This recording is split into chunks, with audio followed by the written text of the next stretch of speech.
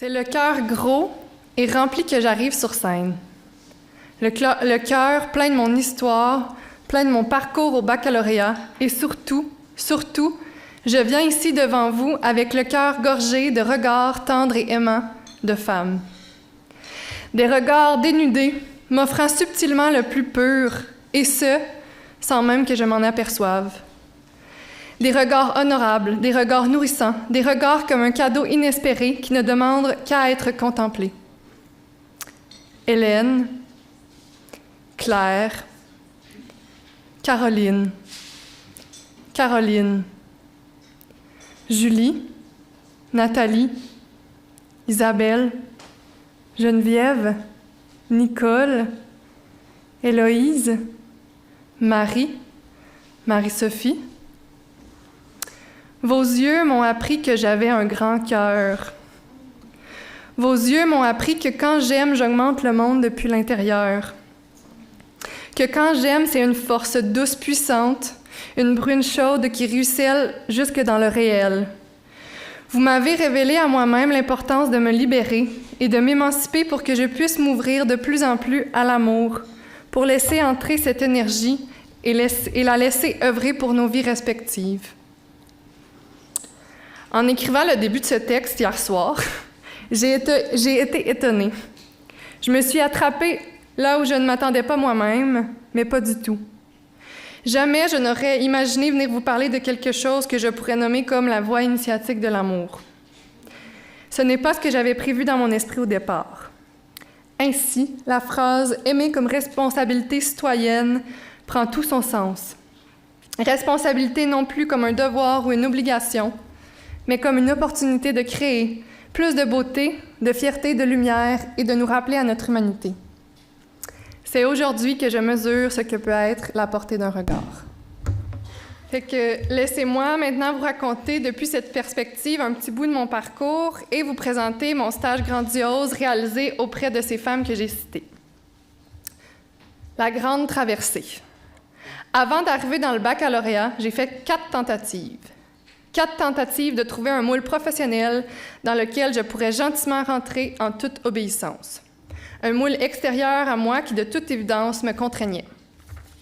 Puis, à mon arrivée en psychosociologie, un phénomène étrange s'est produit. Les formateurs m'ont considéré d'abord et avant tout comme un être holistique, plein de potentiel qui peut être sujet de sa vie. J'ai alors appris à tourner le regard vers l'intérieur, là où se loge beaucoup de richesses. Au début, j'ai vécu de grands bouleversements. Perte de repères, perte de contours. Je pense que je pleurais tout le temps, puis je supportais pas la vie de groupe. J'ai dû apprendre à habiter mon corps pour contenir l'intensité qui m'habite. Puis, lors de ma 2e année, à travers la professionnalisation, j'ai vécu un passage difficile, celui de l'entrée dans la maternité. J'ai vécu une initiation de femme en faisant face à mon droit d'avorter. Ce choix, non pas sans conséquence, reste tout de même pour moi un acte émancipatoire. Cette 2e année fut une année où je me suis rapprochée au plus près de mon cœur.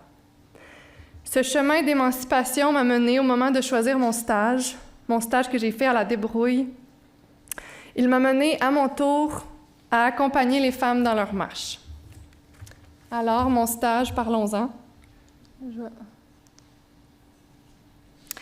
Donc, j'ai fait mon stage à la Débrouille, qui est une maison d'aide et d'hébergement pour femmes et enfants victimes de violences conjugales qui intervient depuis une approche féministe. La Débrouille, c'est un organisme qui fonctionne 24 heures sur 24, 7 jours sur 7. Puis, j'ai laissé le numéro là, symboliquement, pour dire que sont joignables en tout temps les intervenantes. Ma demande initiale a été émise par ma répondante Nicole, qui est ici présente. Puis, c'était de la soutenir dans la restructuration des suivis de groupe à l'externe pour un retour au cœur de l'expérience dans les ateliers que la Débrouille offrait. Puis, par un mardi froid de janvier, une certaine Jeanne-Marie Rugira m'a dit « Marie-Pierre, arrête d'attendre que le monde dehors corresponde à ce que tu cherches, ça n'existe pas. Vas-y l'ensemencer, fertilise-le. » Le lendemain matin, je me suis mise à lire le mémoire d'une amie sur l'art communautaire. Le surlendemain, Je partageais à mon système client primaire, l'équipe de la débrouille, une partie, mon désir qui naissait, celui de créer un projet d'art communautaire avec les femmes. De là, le projet « Osons nos histoires » est né. Un projet qui d'ailleurs a été rendu possible grâce à le partenariat avec le Musée régional de Rimouski. Dans la démarche d'accompagnement des femmes, les moyens qui ont été privilégiés, c'est l'exploration de différents médiums artistiques, la présence à soi, le mouvement et le dialogue. Voilà.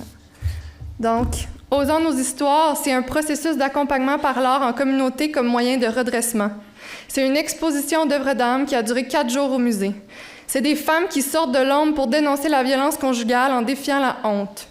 Osons nos histoires, c'est 9 femmes participantes d'exception, 17 ateliers créatifs, une collaboration avec une photographe hors pair, un partenariat avec le musée, une équipe à la débrouille investie.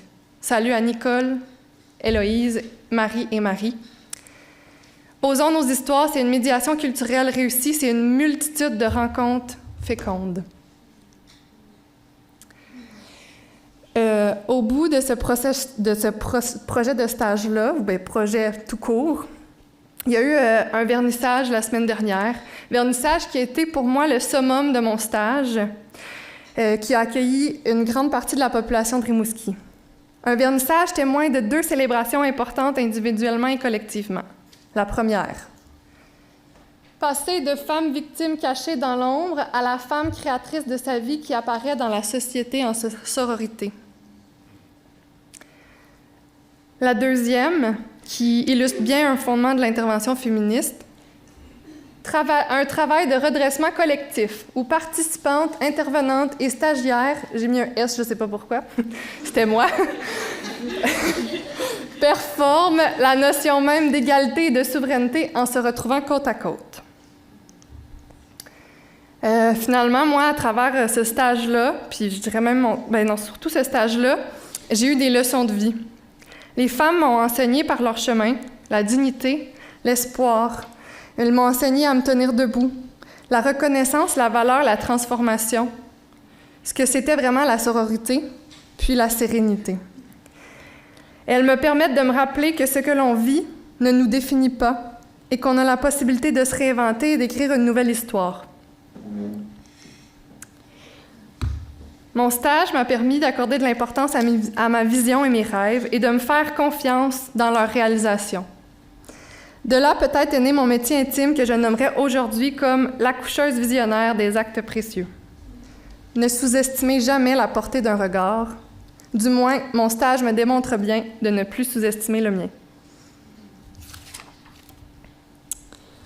Et je suis un peu perdue. Finalement, pour clore cette présentation, puis mon parcours, je vous parlerai de mon utopie qui est déjà en chemin d'ailleurs. C'est de continuer à travailler dans des espaces de médiation culturelle, d'amener plus d'art multidisciplinaire en communauté, de ne pas hésiter de faire des retours à la source, à la nature, d'être un corps habité avec des sens éveillés, puis d'inviter les gens dans cette présence-là, puis de continuer de désirer, aimer et de créer. Merci. J'ai envie de finir avec mes gratitudes sans fin que je nommerai comme suit. J'ai beaucoup de gratitude pour Nicole, qui a été une répondante hors norme, auprès de qui j'ai pu découvrir mon leadership en toute liberté, confiance, et j'ai beaucoup de gratitude pour les femmes de la débrouille.